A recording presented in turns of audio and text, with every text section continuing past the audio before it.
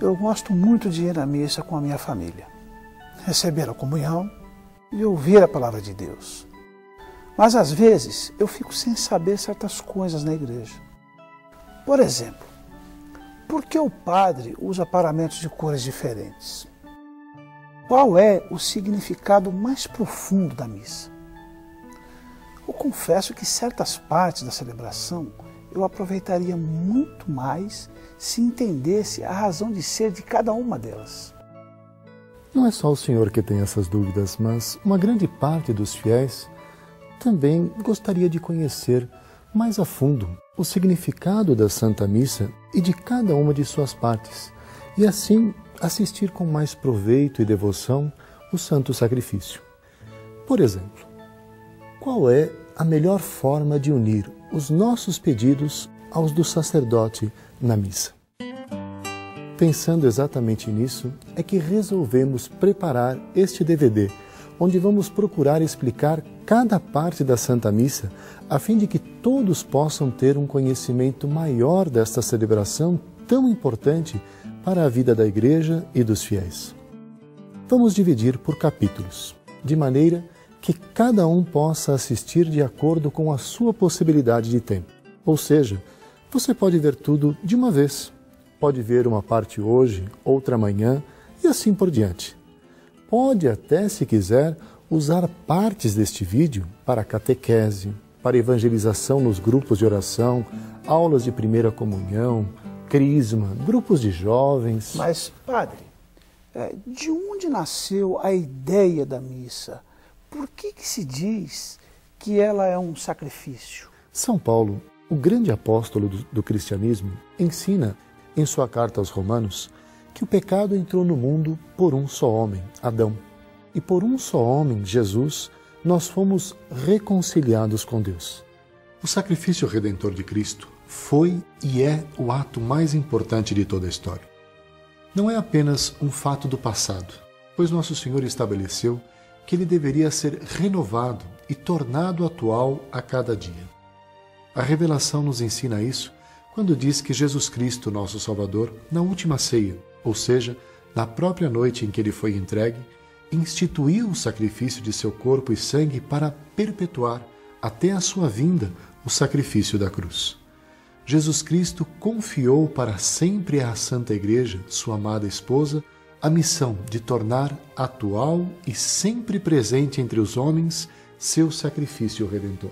Sim, mas se o senhor permite, padre, eu queria fazer mais uma pergunta. Sim, pergunte quantas perguntas queira. Sim, obrigado.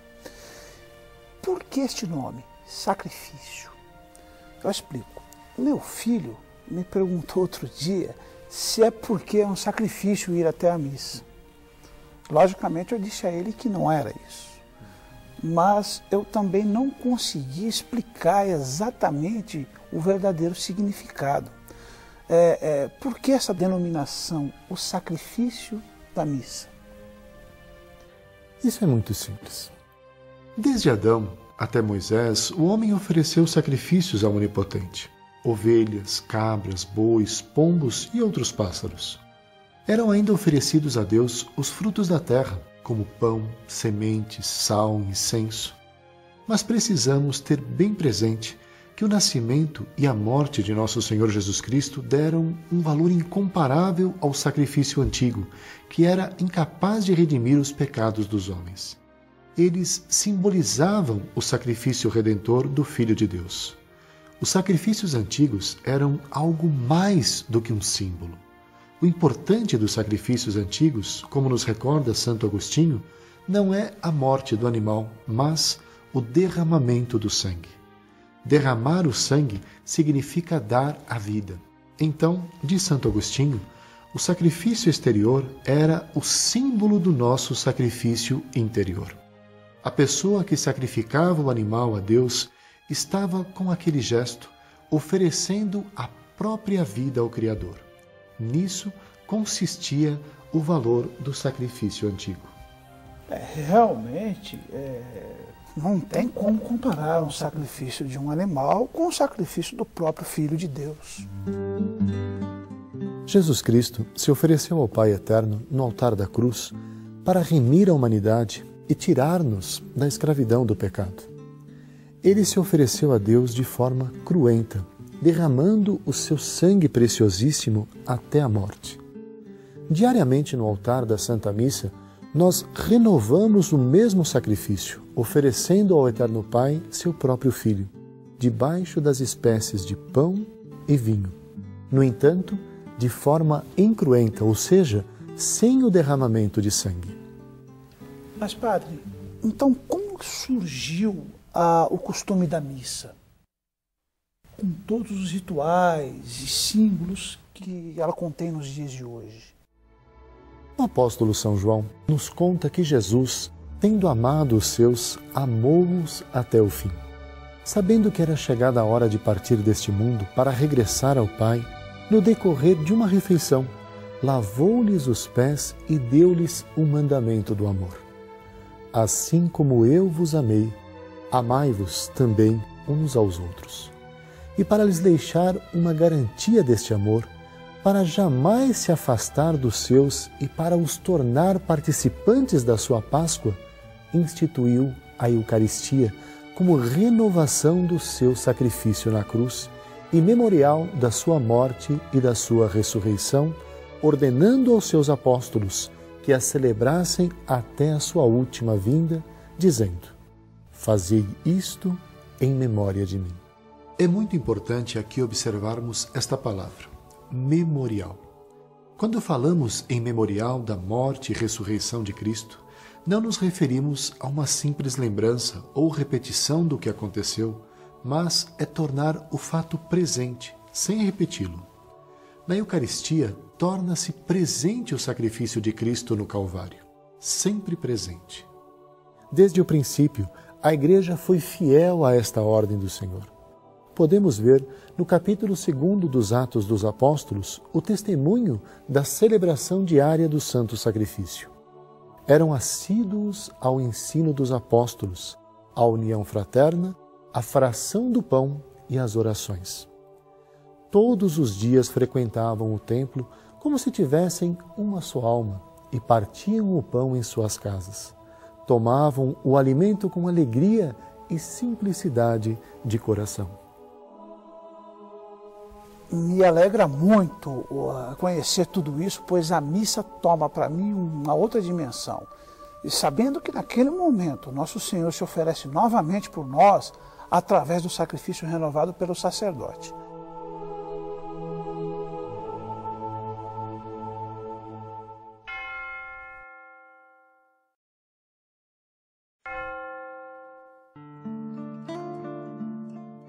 Mas, padre, desculpa se eu estiver incomodando o senhor.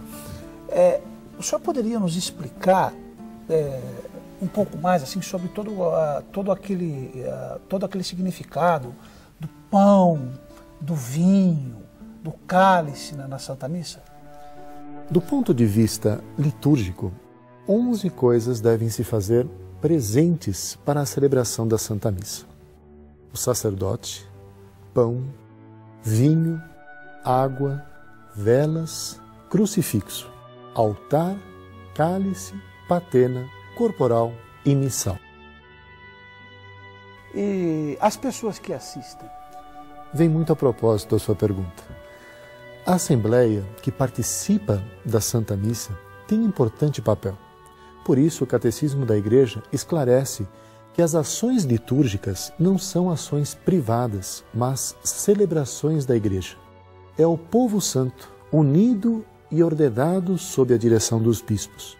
Por isso, estas celebrações pertencem a todo o corpo da Igreja, influem sobre ele e o manifestam, mas atingem a cada um de seus membros de modo diferente, conforme a diversidade de ordens, ofícios e da participação atual efetiva. Mesmo sendo muito importante e desejável a participação da Assembleia, se o sacerdote estiver sozinho, Isso não o impede de celebrar o santo sacrifício da missa. Vamos ver agora o simbolismo de cada uma das coisas necessárias para a Santa Missa. Comecemos pelo sacerdote. Diz São Leonardo de Porto Maurício que o sacerdote é ministro, é representante do Senhor Jesus, sacerdote invisível e eterno. O ministério sacerdotal é a ele outorgado no momento de sua ordenação pelo bispo, que transmite a ordem recebida de Cristo pelos apóstolos.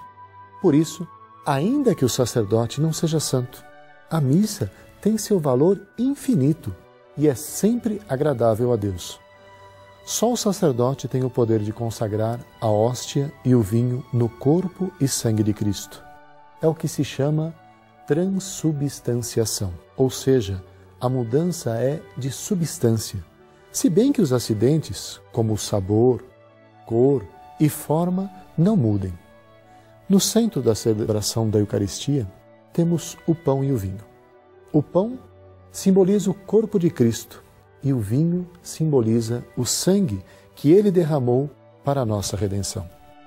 Esses elementos, pelas palavras do Padre, que empresta a voz a Cristo, e pela invocação do Espírito Santo, se tornam o corpo e o sangue do mesmo Cristo. Padre, e as velas nos castiçais? Também têm um significado especial? O Papa Melquíades, no século IV, mandou usar 2 castiçais na missa. Eles representam o povo gentil e o povo judeu. O fogo das velas simboliza a fé e a alegria dos povos no nascimento do Senhor. Também simboliza Cristo que disse: "Eu sou a luz do mundo". A missa é para iluminar, e os ministros e fiéis são iluminados por ela. Diz Santo Agostinho em seus sermões que as velas são acesas para Cristo acender em nossos corações o fogo de sua ardente caridade e amor, porque, por amor a nós, padeceu até a morte. A cruz, sempre presente, figura gloriosamente a morte de Cristo. O Papa Bento XVI, ainda quando cardeal, escreveu em seu livro O Espírito da Liturgia que a cruz, com a imagem do Senhor crucificado, ocupa o primeiro lugar entre as imagens sagradas. Por meio dela é representada a paixão e o triunfo de Cristo sobre a morte, anunciando também a segunda vinda, quando julgará os vivos e os mortos. A presença da cruz na celebração da missa é muito antiga. Há documentos que atestam o seu uso desde o século V.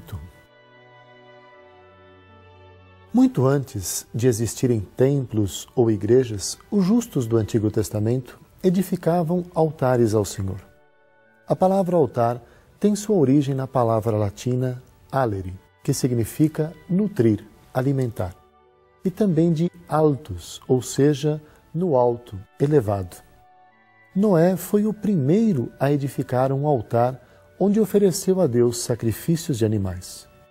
O altar principal significa Deus, ao mesmo tempo uno e trino.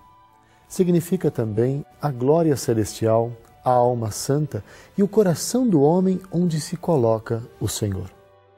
Os altares laterais significam a corte celestial, com seus anjos, santos, mártires e virgens. A palavra cálice vem do latim calix, que significa quente. Nos antigos banquetes se ofereciam bebidas com temperatura elevada. Na história da Igreja, os cálices foram feitos de diversos materiais, como ouro e prata. Hoje em dia, a grande maioria dos cálices são feitos de metal e tem o seu interior revestido de ouro ou prata, pois é ali que é depositado o próprio Cristo sob a espécie do vinho consagrado. O cálice esconde um belo significado. Ele simboliza o túmulo em que Cristo foi sepultado. A patena, a bandeja onde o sacerdote deita a hóstia, simboliza a pedra que José de Arimateia pôs na porta do sepulcro, No começo da igreja, a patena era como um prato grande para os sacerdotes darem comunhão ao povo. O corporal, aquele tecido branco que o padre abre para sobre ele depositar o cálice, é como a veste do Senhor no altar. Disse corporal porque nele se encobre e se esconde o sacrossanto mistério do corpo de Cristo. Muitos teólogos afirmam que o corporal é estendido sobre o altar para significar o modo com que um lençol de Cristo foi encontrado no sepulcro após a ressurreição. O grande livro em geral vermelho, que contém o texto da Santa Missa, recebeu do Papa São Gregório Magno o nome de Missal. O missal simboliza as boas novas da vinha do Senhor, sua vida, sua pregação e outros mistérios da humanidade de Cristo. Simboliza também as 7 palavras de Cristo na cruz. O Catecismo da Igreja nos ensina que as partes da missa têm se mantido iguais desde os primeiros tempos do cristianismo até hoje. A forma como a Santa Missa se desenvolve respeita uma estrutura fundamental que se pode resumir em 2 grandes momentos. A liturgia da palavra, com as proclamações, o salmo e a homilia. E a liturgia eucarística, com a apresentação do pão e do vinho e a ação de graças. Sobretudo temos a consagração e a comunhão. Vamos assistir juntos a esta Santa Missa, celebrada na Igreja de Nossa Senhora do Rosário, e eu vou lhes explicando cada uma das partes dela.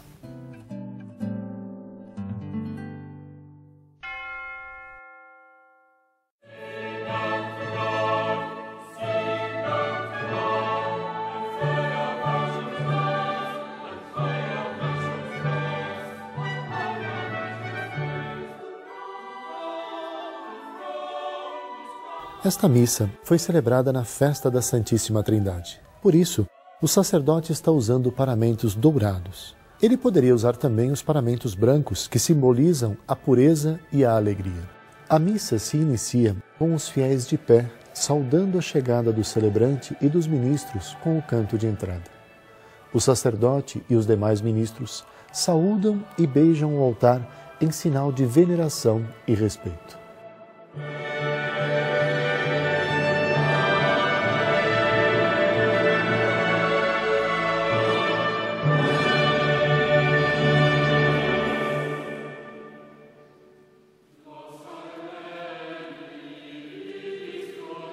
As músicas e as partes fixas desta celebração são cantadas em gregoriano e extraídas da missa Alma Pater.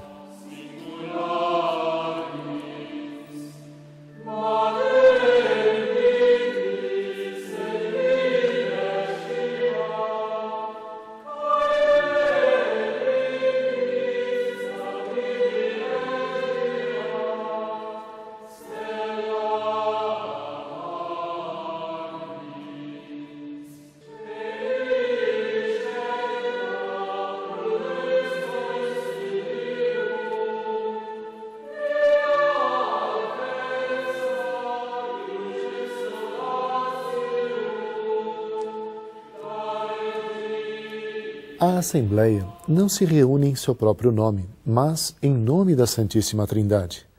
Fazer o sinal da cruz significa dizer: nós nos reunimos em nome do Pai, e do Filho e do Espírito Santo. A graça de nosso Senhor Jesus Cristo, o amor do Pai e a comunhão do Espírito Santo estejam convosco. Após a saudação, vem o ato penitencial, onde o sacerdote nos convida a refletir e nos preparar para o encontro com Deus, através do perdão de nossos pecados. O Senhor Jesus, que nos convida à mesa da palavra e da Eucaristia, nos chama à conversão. Reconheçamos ser pecadores e invoquemos com confiança a misericórdia do Pai. Confessemos os nossos pecados. Confesso a Deus Todo-Poderoso e a vós, irmãos e irmãs, que pequei muitas vezes por pensamentos e palavras, atos e omissões, por minha culpa, minha tão grande culpa, e peço à Virgem Maria, aos anjos e santos, e a vós, irmãos e irmãs, que rogueis por mim a Deus, nosso Senhor. Deus Todo-Poderoso, tenha compaixão de nós, perdoe os nossos pecados e nos conduza à vida eterna. Amém.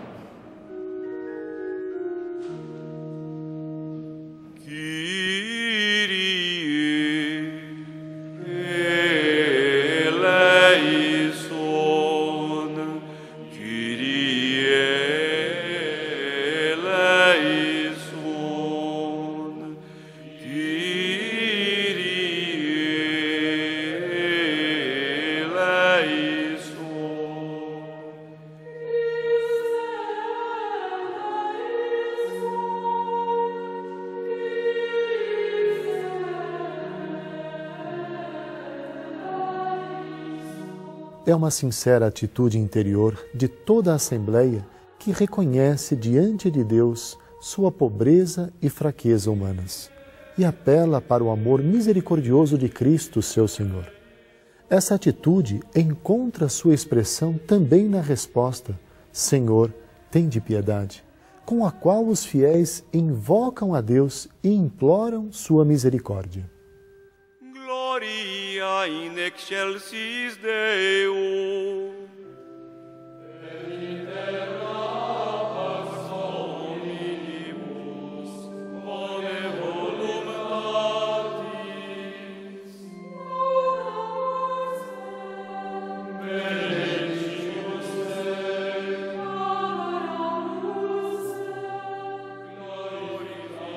Nos domingos e dias solenes, que não caiam no período da Quaresma ou do Advento, canta-se o Glória, logo após o ato penitencial. Este canto é uma oração de louvor que fazemos a Deus, repetindo o hino que os anjos cantaram para os pastores na noite do nascimento do Salvador. Os anjos cantaram: Glória a Deus nas alturas e paz na terra aos homens por Ele amados. O restante foi composto pela Santa Igreja no decorrer dos séculos. Embora invisíveis, os seres angélicos estão presentes na celebração da Eucaristia. Dela se aproximam cheios do mais profundo respeito e amor. Eles acompanham e cantam com todo o povo o hino que há 2000 anos encheu os céus de alegria.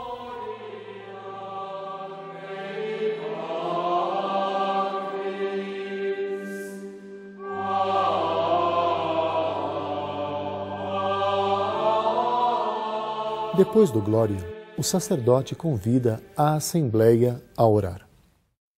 Este é um momento muito importante da missa, pois ele e toda a comunidade, em silêncio, tomam consciência que estão na presença de Deus e oferecem interiormente suas intenções para o santo sacrifício. Depois, o sacerdote reza a oração específica do dia, também chamada de coleta, pois ela visa reunir em uma só oração todas as intenções da comunidade. Por meio desta oração, os fiéis tomam conhecimento da índole da celebração e, com as palavras do celebrante, dirige-se a prece a Deus Pai por Cristo no Espírito Santo. Este é o momento mais oportuno para cada fiel apresentar internamente suas intenções para o santo sacrifício. Por isso, após dizer oremos, o sacerdote faz um instante de silêncio. Oremos.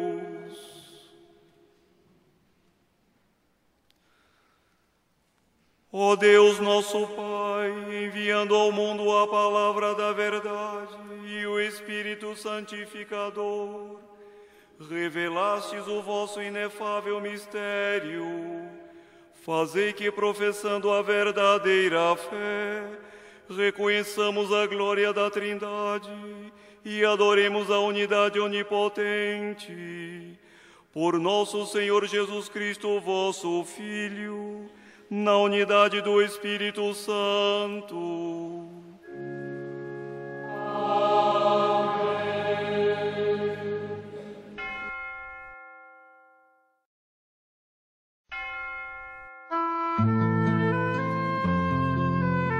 Após o Amém, que significa a adesão de toda a comunidade, inicia-se a liturgia da palavra.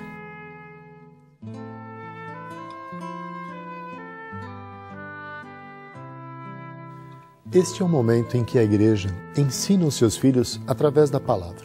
Por isso, ouvimos sentados a primeira leitura, o Salmo responsorial e a segunda leitura.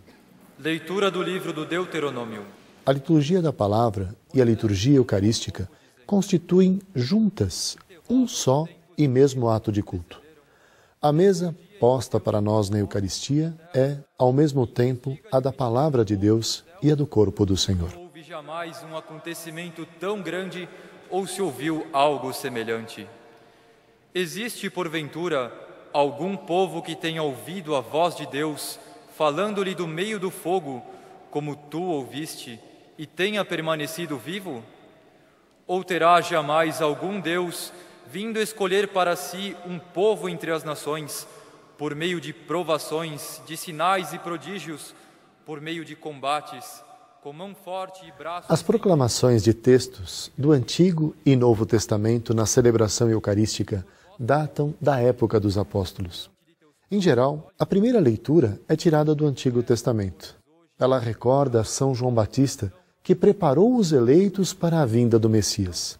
Ela vem antes do Evangelho, porque simboliza a continuidade daquela antiga aliança de Deus com os homens, firmada após o dilúvio com a nova aliança, realizada por Deus Filho com sua encarnação, paixão, morte e ressurreição.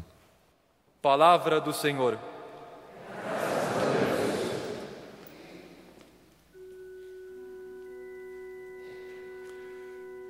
Feliz o povo que o Senhor escolheu por sua herança. Após a leitura, lê-se ou canta-se o Salmo, que também é tirado do Antigo Testamento. Portanto, é palavra do Espírito Santo. É a palavra que se torna oração e convida os fiéis à reflexão. E o sopro de seus lábios as estrelas. Ele falou e toda a terra foi criada. Ele ordenou e as coisas todas existiram. O Salmo responsorial é um dos elementos mais antigos da missa. Ele teve seu desenvolvimento no século IV. E de tal forma que durante muito tempo houve o ministério do salmista, que se especializava em cantá-lo. E que confiam esperando em seu amor, para da morte libertar as suas vidas e alimentá-los quando é tempo de penúria. Feliz o povo que o Senhor escolheu por sua herança. No Senhor nós esperamos confiantes, porque Ele é nosso auxílio e proteção.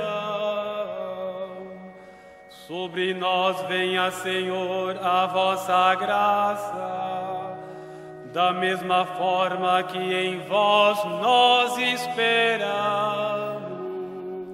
A segunda proclamação, em geral, é tirada de alguma das cartas dos apóstolos. Frequentemente elas são chamadas de epístolas. A palavra epístola vem do latim epistole e significa carta. Nas epístolas, São Pedro, São Paulo, São João, São Tiago e São Judas Tadeu ensinaram às primeiras comunidades cristãs a verdadeira doutrina de Cristo. Leitura da carta de São Paulo aos Romanos. Irmãos, todos aqueles que se deixam conduzir pelo Espírito de Deus são filhos de Deus.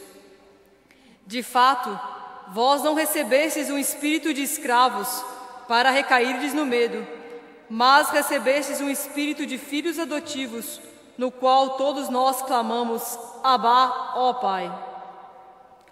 O próprio Espírito se une ao nosso espírito para nos atestar que somos filhos de Deus.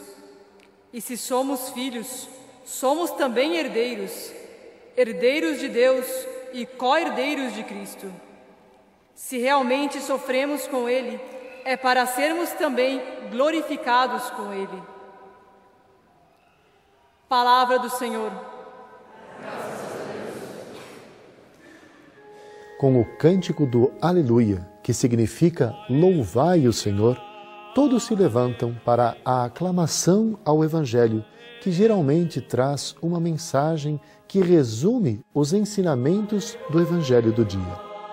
No período da Quaresma e do Advento, na previsão da alegria maior que virá, ao invés do Aleluia, canta-se outra expressão de louvor a Deus.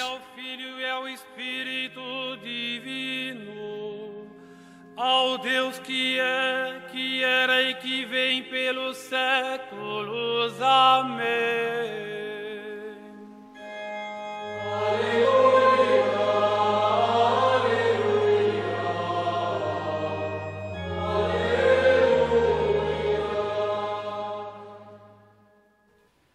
O Senhor esteja convosco.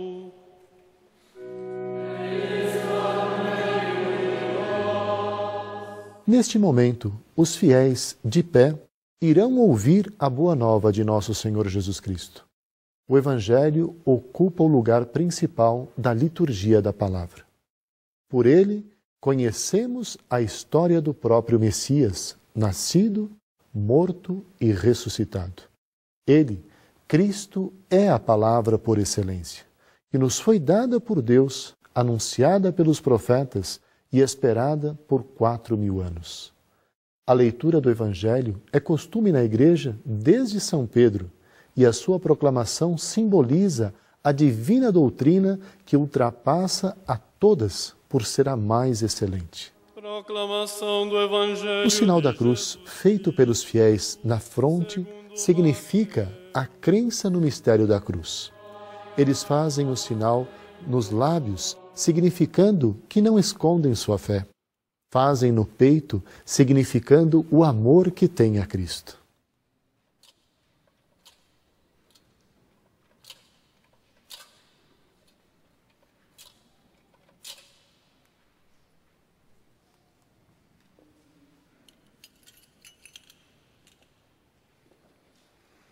Naquele tempo, os 11 discípulos foram para a Galileia, ao monte que Jesus lhes tinha indicado. Quando viram Jesus, prostraram-se diante dele. Ainda assim, alguns duvidaram. Então Jesus aproximou-se e falou: Toda a autoridade me foi dada no céu e sobre a terra. Portanto, ide e fazei discípulos meus todos os povos, batizando-os em nome do Pai, do Filho e do Espírito Santo, e ensinando-os a observar tudo que vos ordenei. Eis que eu estarei convosco todos os dias, até o fim do mundo. Palavra da salvação.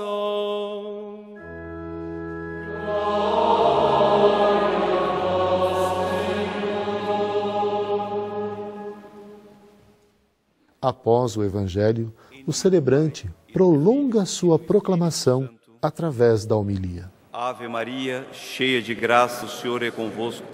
Bendita sois vós entre as mulheres, bendito é o fruto do vosso ventre, Jesus. Santa Maria, Mãe de Deus, rogai por nós, pecadores, agora e na hora de nossa morte. Amém.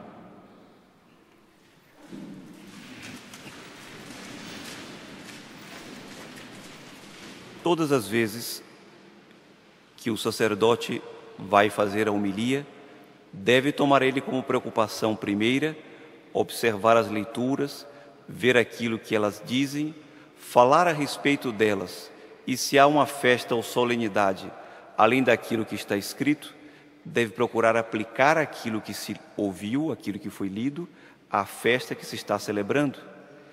Primeira leitura, segunda leitura, quando há uma solenidade, um dos domingos, portanto, e hoje, além de ser domingo, é festa da Santíssima Trindade, há sempre um salmo entre a primeira e a segunda leitura. Este salmo se chama responsorial, por ser resposta do homem à palavra de Deus. E o Evangelho, que é a palavra do Filho de Deus. O Evangelho, a boa nova anunciada, que vai explicar tudo aquilo que se leu na primeira, segunda e na própria resposta do Salmo.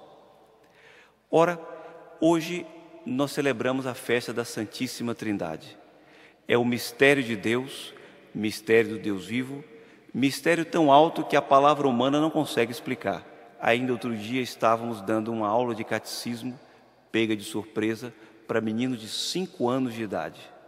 Levei um susto, não havia um professor de catequese lá, fiquei assustado, não tinha como recorrer, e as tantas tendo que falar qual é o tema. Santíssima Trindade, o nome do Pai, do Filho e do Espírito Santo. O que vai dizer para essas crianças?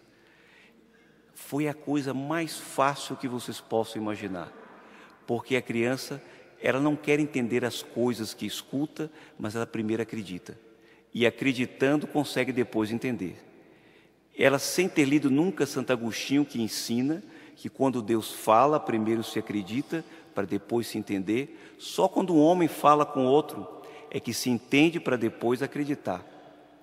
Acredita a criança naquilo que ouve, e acreditando voa mais do que um sábio. E aquele que estava ali se julgando o professor, ficou envergonhado porque percebeu que estava aprendendo com elas. Tinha que sair disfarçando para não darem conta de que os professores eram elas e não aquele que parecia que estava ensinando. Com toda facilidade acreditavam no que se dizia. E o pai e a mãe encontram nesta pedagogia que, inspirada por Deus, quando vai explicar quem é Deus, o que se diz para a criança? É o papai do céu. Porque a única relação de imagem que a criança tem é o pai na terra. E a partir desta imagem, ela pode entender quem é o Pai do céu. Depois, quem é a mãe do céu. E assim a criança, através daquele universo que ela vê, naquele universo que ela convive, ela começa a ter a primeira ideia de quem é Deus e dos seus atributos. Depois que cresce, deve aprender com mais profundidade, mas não deve perder aquela candura daqueles que acreditam no mistério para depois entenderem. Hoje, diante de adultos, se pode dizer também por imagens, porque falar da Trindade é falar como criança, escutar sobre a Trindade, criança também se deve ser, porque ninguém consegue penetrar no mistério de Deus. Apenas se pode fazer por comparação, dizer, por exemplo, que um pai que gera um filho, ele é pai, o filho é filho, os dois são homens, seres humanos, o amor de um pelo outro é imagem da Trindade, imagem falha, mas é o máximo que o homem consegue fazer. O homem pensando no primeiro momento em que ele consegue pensar, ainda é criança, e ele se dá conta de que ele existe, ele se quer bem, e ele se querendo bem são 3 dimensões de uma mesma realidade.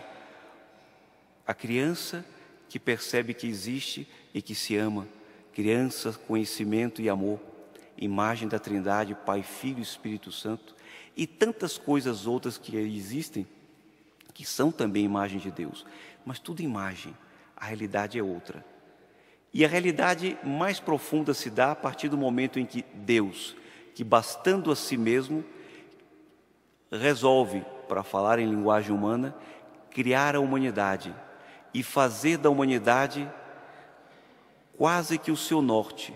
Deus, que não precisa de ninguém ou de nada, porque basta a si mesmo, resolve criar o homem para viver em função da criatura humana e faz do homem a sua herança, como cantamos hoje no Salmo. Feliz o povo que o Senhor escolheu por sua herança. Deus, que criou o homem, o escolhe por herança. E escolhe por herança para conviver com os homens. E vai aos poucos, como diz aqui Moisés, no Deuteronômio, vai aos poucos explicando ao homem os seus mistérios. Primeiro em Adão, conversando com Adão no paraíso na brisa da tarde. Depois esse Deus vai se aproximando e na aliança do Sinai, quando vai ensinar aos homens a lei que é Ele Deus, naquele momento uma aproximação maior. E assim todo o Antigo Testamento é sempre o desejo de Deus de entrar em contato com o homem. E Deus vai nos prometer aqui na liturgia de hoje que também Ele prepara no céu uma morada. O homem é casa de Deus e Deus é a morada do homem. Só que a casa de Deus sempre está aberta e a casa do homem nem sempre está aberta para Deus. É uma lição importante a tirar da liturgia de hoje. E apesar de todo este mistério, esse plano de amor de Deus, qual é a resposta do homem? Naquele tempo, os 11 discípulos, porque Judas já havia traído, sobem ao monte, foram para o monte, e subindo ao monte, estando ali com nosso Senhor Jesus Cristo, se prostram diante dele, e ainda prostrado diante dele, tendo a visão dele na sua natureza humana, alguns duvidaram. A dúvida e o pecado do homem não são suficientes para que Deus feche as portas da salvação. Até pelo contrário, abrem-na de par em par. E aqui encontramos, apesar da dúvida, Jesus que se aproxima e fala, sempre iniciativa de Deus. Deus toma a iniciativa de se aproximar do homem, Deus toma a iniciativa de perdoar o homem depois de cada ofensa. E eles que deveriam ter acreditado para depois entender, queriam entender para depois acreditar. E Ele, como Pai bondoso, passa por cima de tudo isso e dá uma ordem, um mandato. Ide fazer discípulos meus todos os povos, batizando-os em nome do Pai e do Filho e do Espírito Santo. E para ficar um pouco mais fácil de ser assimilada a doutrina, conto-lhes uma pequena história que ilustra bem como o homem deve ser imagem de Deus e como encontramos os vestígios, os sinais da Santíssima Trindade na história de todos nós. Era uma mãe daqueles países frios do norte da Europa, muito frios, não tão frios como São Paulo, não, muito mais frios que a nossa querida São Paulo. E essa mãe criava uma única filha, que quando ainda muito jovem, história verídica, que parece um paralelo da história do filho pródigo, porque ela resolve sair de casa, abandonando aquele regaço materno do pai e da mãe que lhe protegiam, e resolve levar uma vida completamente afastada de Deus. Some, desaparece, para a tristeza e angústia da mãe, que logo depois da partida da filha, perde o esposo e se torna viúva. Naquela situação de angústia, passa ela durante muito tempo procurando a filha em todos os lugares próximos do lugar onde residiam. Procura ali, procura lá, visita esta e aquela cidade, até que em determinado momento, já exausta, depois de anos de procura, não foi um dia, nem dois, nem uma semana, nem duas, muitos anos depois, resolve usar esse artifício, que nós encontramos por aí com muita frequência. Quando se perde alguém, se costuma colocar fotografias das pessoas perdidas, afixadas em murais, em lugares públicos, para que de repente alguém passe e olhe e reconheça: eu vi esta criança aqui. Telefone e comunique àquela pessoa que procura.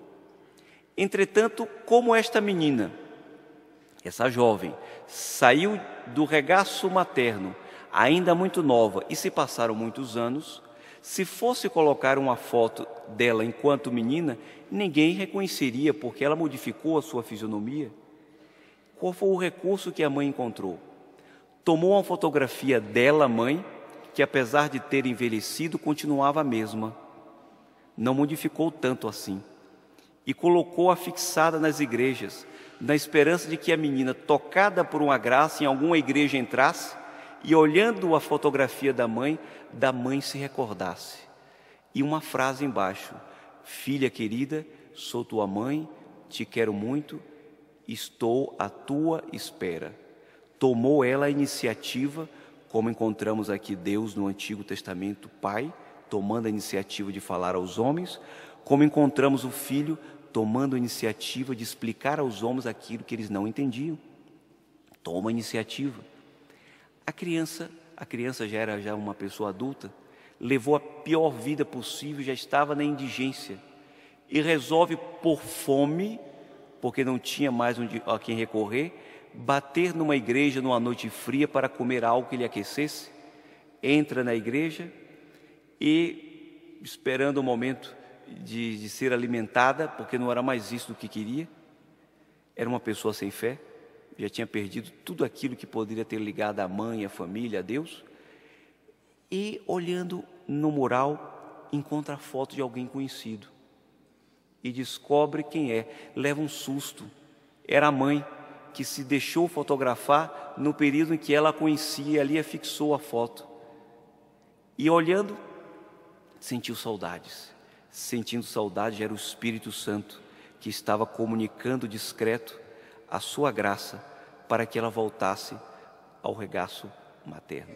Naquele momento recebe uma graça, sai, anda a noite inteira, uma noite fria, chega em casa de manhãzinha lá para 4 horas da manhã, quando o sol ainda nem nasceu, e encontra a casa com a porta aberta e leva um susto, porque sabe que a mãe era previdente, trancava sempre a porta antes de dormir, e pensa que a casa foi assaltada por alguém. Será que alguém fez mal à minha mãe? E naquele sentimento de preocupação com a mãe, qualquer coisa do amor lhe acendia, porque quando o homem começa a se preocupar com o outro, acende o amor, a ação do Espírito Santo. Quando o homem só se preocupa consigo mesmo, apaga o amor. E estava essa pobre coitada, tendo o amor começando a ser aceso, entra esbaforida em casa, procura o quarto, porque sabia onde ficava, e encontra a mãe tranquila, deitada, dormindo o sono do justo, e resolve despertá-la. Depois daquele primeiro momento de impacto, de emoção, as duas se abraçam, fazem ideia da emoção que era este encontro. Depois da emoção primeira, a menina pergunta para a mãe: mamãe, agora tire-me uma dúvida. Por que a porta da casa estava aberta, que eu fiquei assustada, a senhora esqueceu de trancar? Não faz ideia da aflição que sofri quando entrei aqui. Resposta da mãe: minha filha, desde que você saiu de casa, eu nunca mais fechei a porta. A porta sempre estava aberta, esperando para ela voltar. Ela não esperou a filha tomar a iniciativa. Ela abriu a porta porque a mãe, para a criança, é a mamãe do céu, imagem da mãe que está no céu. E esta mãe em concreto foi imagem da misericórdia de Deus, da Trindade Santa, que não esperou o homem pedir perdão. Foi ao encontro do homem na pessoa do Filho feito homem. Foi ao encontro do homem na pessoa do Espírito Santo, que lhe estimulou a pedir perdão, ainda fechadas as portas. Foi ao encontro do homem, ensinando como ensina o Pai. A Trindade Santa agiu em toda a história da humanidade, tomando a iniciativa de atrair os homens para si, para dizer aos homens: somos família de Deus, Pai, Filho e Espírito Santo, Trindade Santa e feliz. Ide pelo mundo inteiro com o meu poder, falando em meu nome, em nome do Pai, do Filho e do Espírito Santo, atraindo todos a mim. Esta é a lição, entre tantas outras, que a gente encontra assim, as apalpadelas, no claro escuro da fé, para entender o mistério de Deus, o mistério do Deus vivo, que é Pai, Filho e Espírito Santo. Que Maria Santíssima, Mãe do Filho, Filha tão predileta do Pai e esposa do Espírito Santo, nos fale no interior das almas e nos ajude a sermos uns em relação aos outros, imagem da Trindade Santa, Pai, Filho e Espírito Santo. Louvado seja nosso Senhor Jesus Cristo. Depois do Evangelho, reza-se ou canta-se o creio, para significar que devemos crer naquilo que ouvimos pregar.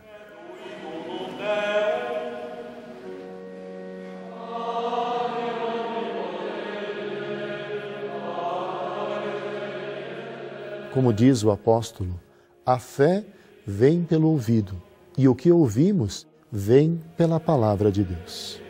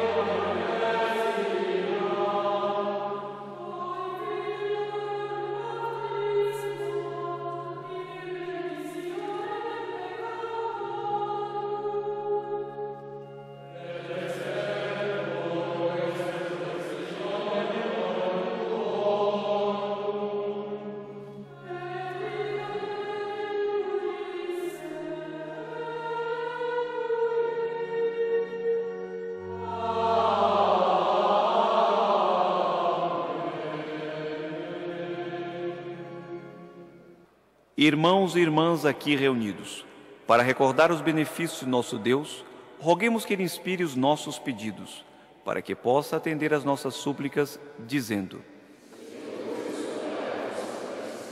pela Santa Igreja, para que leve ao mundo inteiro a sua realidade do povo de Deus, convocado pelo amor do Pai, por meio de Cristo, na comunhão de um só Espírito, roguemos ao Senhor.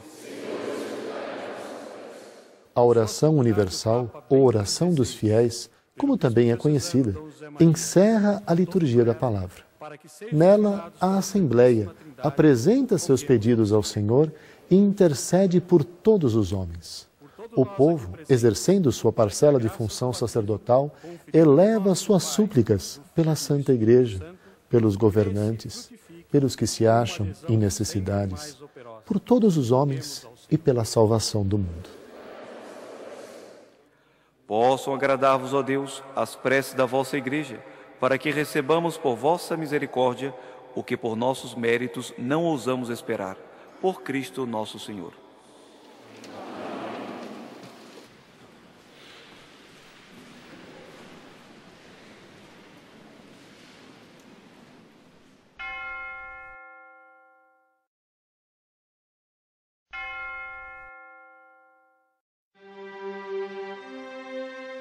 A palavra de Deus proclamada torna atual para os fiéis a história da salvação e convida-os à conversão e ao engajamento.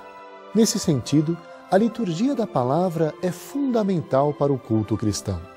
Mas o que caracteriza a missa e constitui o seu auge é a Eucaristia, pois é nela que propriamente o sacrifício incruento da cruz se renova.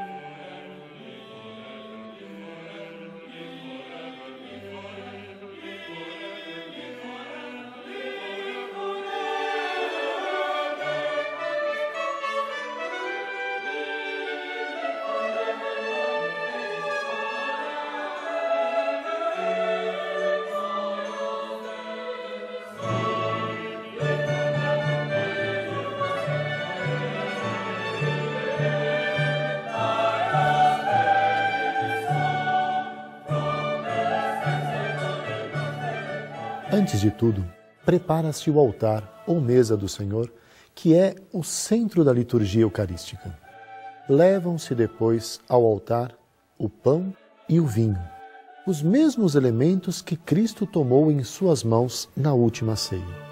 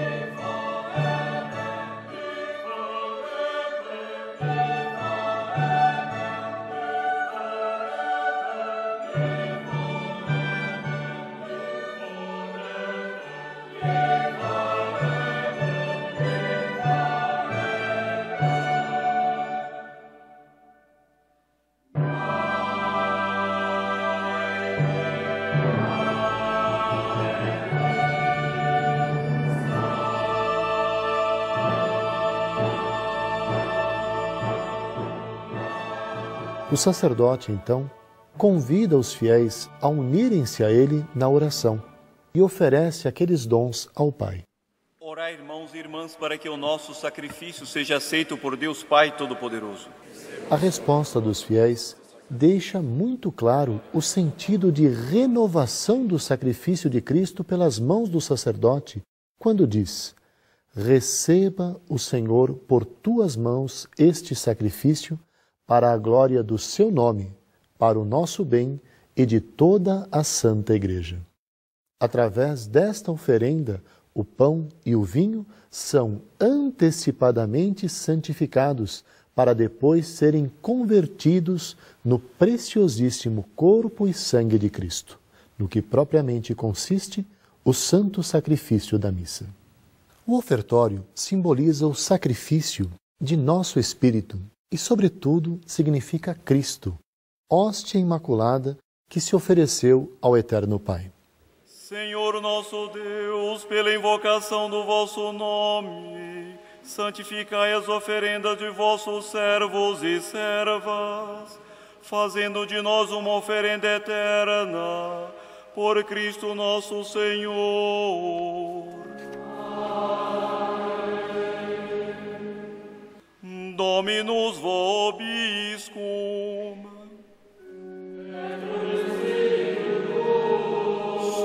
Sursum corda.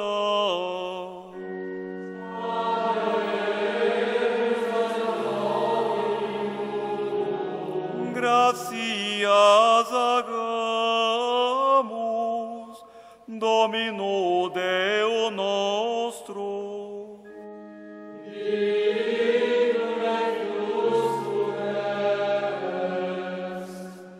Na verdade, é justo e necessário, é nosso dever e salvação dar-vos graças sempre em todo lugar. Na oração eucarística, chegamos ao coração e auge da celebração. A Igreja dá graças ao Pai, por Cristo, no Espírito Santo, por todas as suas obras, pela criação, redenção e santificação. Toda a comunidade une então as suas vozes àquele louvor incessante que a Igreja Celeste, os anjos e todos os santos cantam ao Deus 3 vezes Santo. Unidos à multidão dos anjos e dos santos, nós os aclamamos jubilosos cantando a uma só voz. Sanctus, Sanctus, Sanctus,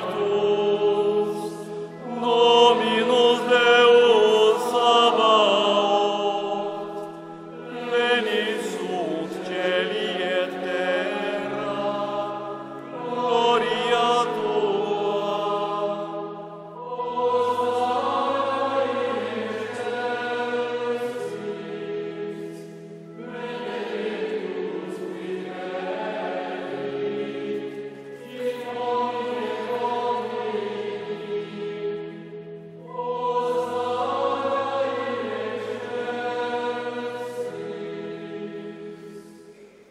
Na verdade, vós sois santo, ó Deus do universo, e tudo o que criastes proclama o vosso louvor, porque por Jesus Cristo, vosso Filho e Senhor nosso, e pela força do Espírito Santo, dás vida e santidade a todas as coisas, e não cessais de reunir o vosso povo, para que vos ofereça em toda parte do nascer ao pôr do sol um sacrifício perfeito.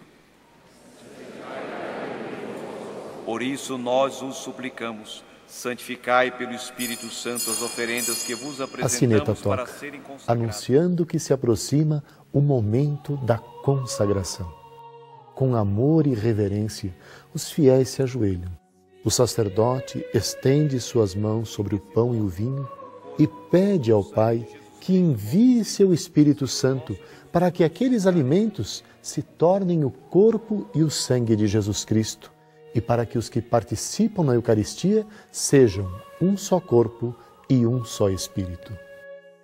A narração da instituição da Eucaristia, a força das palavras da consagração, a ação de Cristo e o poder do Espírito Santo tornam sacramentalmente presentes sob as espécies do pão e do vinho, o corpo, o sangue, a alma e a divindade do mesmo Cristo. É o sacrifício oferecido na cruz que se renova de forma incruenta. Este é o momento de dedicarmos toda a nossa atenção e devoção ao mistério que ocorrerá diante de nós. As palavras do sacerdote, por mandato de nosso Senhor Jesus Cristo, vão operar aos nossos olhos este verdadeiro milagre. O pão e o vinho, neste momento, serão transubstanciados em corpo, sangue, alma e divindade de nosso Senhor Jesus Cristo. Jesus Cristo está presente na sua igreja de múltiplos modos. Na sua palavra, na oração, nos pobres, nos doentes, nos prisioneiros, nos seus sacramentos, dos quais é o autor, no sacrifício da missa e na pessoa do ministro. Mas, como diz o Concílio Vaticano II, está presente, sobretudo, sob as espécies eucarísticas. Na noite em que ia ser entregue, ele tomou o pão, deu graças e o partiu e deu a seus discípulos, dizendo: Tomai todos e comei, isto é o meu corpo, que será entregue por vós.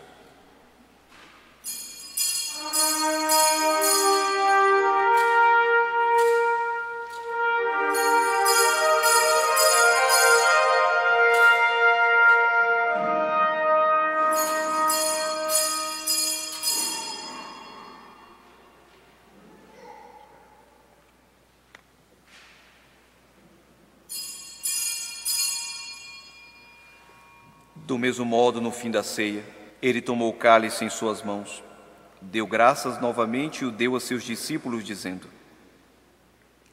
Tomai todos e bebei, este é o cálice do meu sangue, o sangue da nova e eterna aliança, que será derramado por vós e por todos, para a remissão dos pecados. Fazei isto em memória de mim.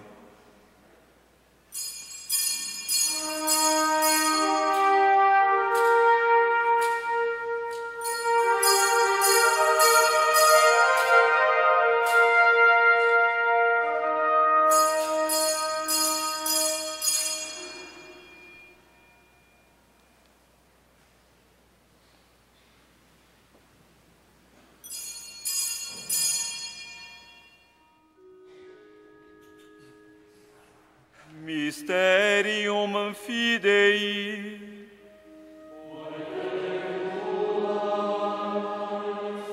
Neste trecho da Santa Missa, a Assembleia, unida ao sacerdote, anuncia a memória da paixão, ressurreição e regresso glorioso de Cristo Jesus e apresenta ao Pai a oferenda do seu Filho, que nos reconcilia com Ele. Em seguida, temos a oblação, momento em que o celebrante, unido à Assembleia, oferece ao Pai, no Espírito Santo, a vítima imaculada. A Igreja deseja, porém, que os fiéis não apenas ofereçam a hóstia imaculada, mas ofereçam-se também a si próprios e se aperfeiçoem cada vez mais pela mediação de Cristo, na união com Deus e com o próximo, para que finalmente Deus seja tudo em todos. Que Ele faça de nós uma Depois, o celebrante une a seus pedidos de intercessão os da Assembleia. A Igreja manifesta que a Eucaristia é celebrada em comunhão com toda a Igreja, do céu e da terra, dos vivos e dos defuntos, e na comunhão com os pastores da Igreja, o Papa, o Bispo da Diocese, os sacerdotes, os diáconos e todos os bispos do mundo inteiro com as suas igrejas. O vosso servo, o Papa Bento, o nosso Bispo José Maria, com os bispos do mundo inteiro, o clero e todo o povo que conquistastes. Atendei as preces da vossa família que está aqui na vossa presença. Reuni em vós, Pai de misericórdia. Podemos unir nossos pedidos com as intenções do sacerdote, de acordo com a oração por ele proferida. No memento pela Igreja, peçamos pelo Papa, pelo Bispo, pela Igreja e pelos sacerdotes que conhecemos. No memento dos mortos, peçamos por nossos parentes e amigos falecidos. No memento dos vivos, peçamos por nossa santificação e por todos os que necessitam do auxílio divino. Assim vamos associando nossos pedidos à oração do ministro de Deus. Per ipsum et cum ipsum et in ipso, est tibi Deo Patre omnipotenti, in unitate Spiritus Sancti, omnis honor et gloria, per omnia saecula saeculorum.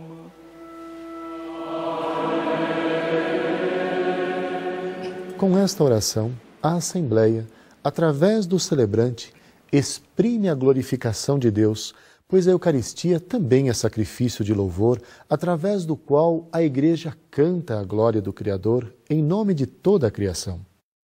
Esse sacrifício de louvor só é possível através de Cristo. Ele une os fiéis à sua pessoa, ao seu louvor e à sua intercessão, de maneira que o sacrifício de louvor ao Pai é oferecido por Cristo e com Cristo, para ser aceito em Cristo. O padre Raniero Cantalamessa, pregador da Casa Pontifícia, conta uma elucidativa parábola.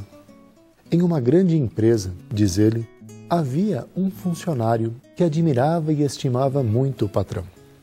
Em seu aniversário, quis dar-lhe um presente. Antes, porém, de dá-lo, pediu aos seus colegas para assinarem o presente, que chegou às mãos do patrão como uma homenagem de todos os seus funcionários e em sinal de estima e apreço de todos, quando na realidade só um tinha pago o seu custo. E esclarece o pregador da Casa Pontifícia. É o que acontece com o sacrifício eucarístico, oferecido pelo Filho em união com os homens, e que a nossa assinatura são as poucas gotas de água misturadas ao vinho no cálice e, sobretudo, o amém que a Assembleia responde no fim da doxologia, por Cristo, com Cristo e em Cristo. Por isso, este nosso amém deve ser dito com toda a força e entusiasmo de nossa alma. Precepti salutaribus moniti, et divina institutione formati audemus dicere, Pater noster. Tertuliano, teólogo da Antiguidade, afirmou que a oração dominical é verdadeiramente o resumo de todo o Evangelho. E Santo Agostinho, escrevendo sobre as petições do Pai Nosso, comentou: percorrei todas as orações que existem na Sagrada Escritura. Não creio que possais encontrar uma só que não esteja incluída e compediada na oração dominical. Nela, além dos pedidos que fazemos relacionados com Deus, pedimos o alimento necessário para a nossa vida material. No entanto, não é só o pão terreno. Sobretudo pedimos a Deus o pão eucarístico. Ela nos prepara verdadeiramente para a comunhão. Tanto é assim que pedimos a purificação dos nossos pecados e resistência nas tentações. Livrai-nos de todos os males, ó Pai, e dai-nos hoje a vossa paz. Ajudados pela vossa misericórdia, sejamos sempre livres do pecado e protegidos de todos os perigos, enquanto, vivendo a esperança, aguardamos a vinda do Cristo Salvador. Senhor Jesus Cristo, dissestes aos vossos apóstolos: eu vos deixo a paz, eu vos dou a minha paz. Não olheis os nossos pecados, mas a fé que anima a vossa igreja. Dai-lhe, segundo o vosso desejo, a paz e a unidade, vós que sois Deus com o Pai e o Espírito Santo. Amém. Pax Domini sit semper vobiscum.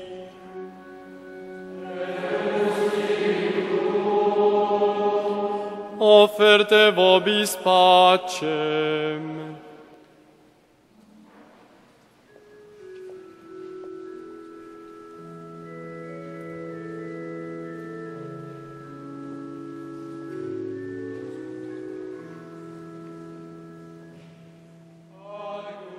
Enquanto o povo pede a misericórdia do Cordeiro de Deus, o sacerdote procede à fracção da hóstia e separa um pequeno pedaço chamado fermentum, que coloca no cálice. Este costume vem de que do século V ao VIII, na igreja local de Roma, esse rito exprimia a comunhão entre o bispo que presidia a Eucaristia e os presbíteros das comunidades afastadas, especialmente no domingo. Por seus acólitos, o bispo enviava a cada um deles uma porção do pão santificado, para que ele se unisse com a deles.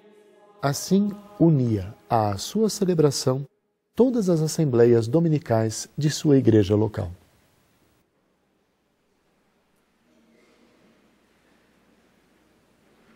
Eu sou a luz do mundo, quem me segue não andará nas trevas, mas terá a luz da vida. Eis o Cordeiro de Deus que tira o pecado do mundo. Senhor, eu sou contigo que vives em minha hora, mas que meu palavra sereis salvo. A missa é ao mesmo tempo e de forma inseparável o memorial sacrificial em que se perpetua o sacrifício da cruz e o banquete sagrado da comunhão do corpo e sangue do Senhor. Ela está toda orientada para a união íntima dos fiéis com Cristo pela comunhão.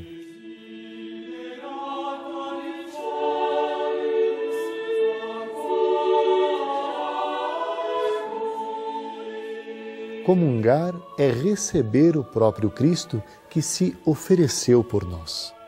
O Senhor nos dirige um convite insistente a que o recebamos no sacramento da Eucaristia. Em verdade vos digo, se não comerdes a carne do Filho do Homem e não beberdes o seu sangue, não tereis a vida em vós. Evidentemente, Cristo não falava aqui da vida terrena, mas da vida sobrenatural que nos é dada pela graça. A comunhão nos traz excelentes frutos. Receber a Sagrada Eucaristia traz consigo, como fruto principal, a união íntima com Cristo. De fato, o Senhor diz: quem come a minha carne e bebe o meu sangue, permanece em mim e eu nele.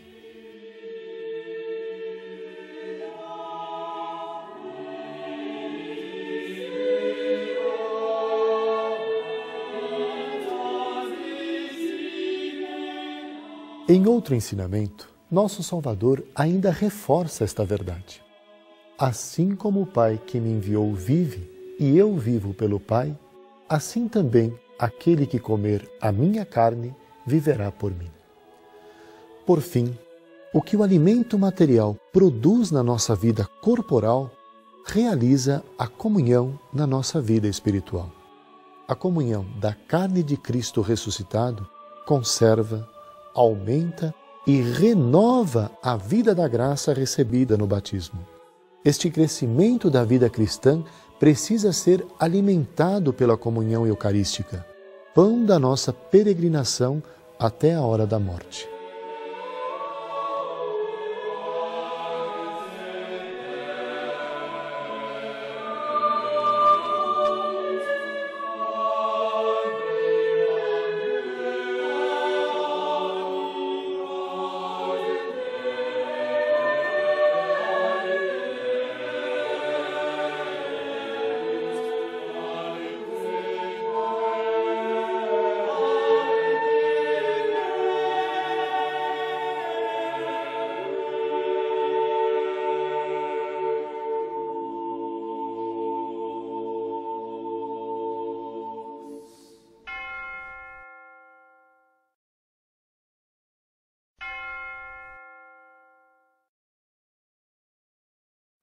Possa valer-nos, Senhor nosso Deus, a comunhão no vosso sacramento, ao proclamarmos nossa fé na Trindade eterna e santa, na sua indivisível unidade, por Cristo nosso Senhor.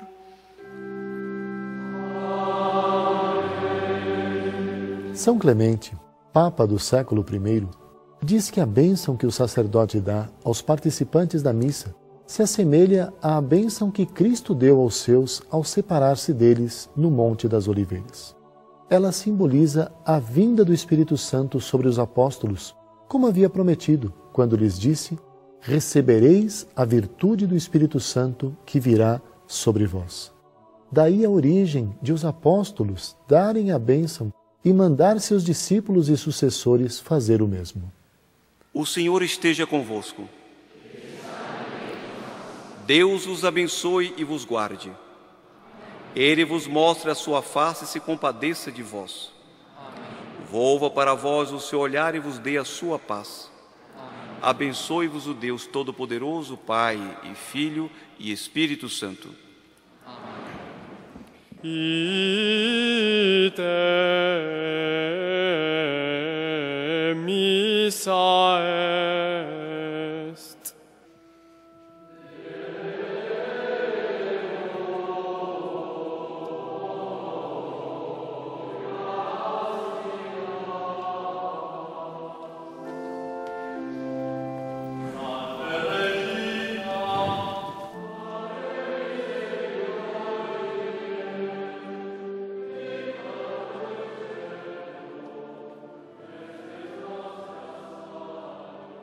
São Leonardo de Porto Maurício, na sua obra As Excelências da Santa Missa, afirma que a cerimônia eucarística é o sol da cristandade, a alma da fé, o centro da religião católica, a que tendem todos os seus ritos, todas as suas cerimônias, todos os seus sacramentos. É, numa palavra, o resumo de tudo o que há de bom e belo na Igreja de Deus. Nela, unem-se não só os membros que estão ainda neste mundo, mas também os que já partiram deste mundo e se encontram com o Pai. É em comunhão com a Santíssima Virgem Maria e fazendo memória dela, assim como de todos os santos e de todas as santas, que a Igreja oferece o sacrifício eucarístico. Na Eucaristia, a Igreja, com Maria, está como que ao pé da cruz, unida à oblação e à intercessão de Cristo. Porém, todas as verdades enunciadas até agora aguardam um triunfo glorioso. Na última ceia, o próprio Senhor chamou a atenção dos seus discípulos para a consumação da Páscoa no reino de Deus.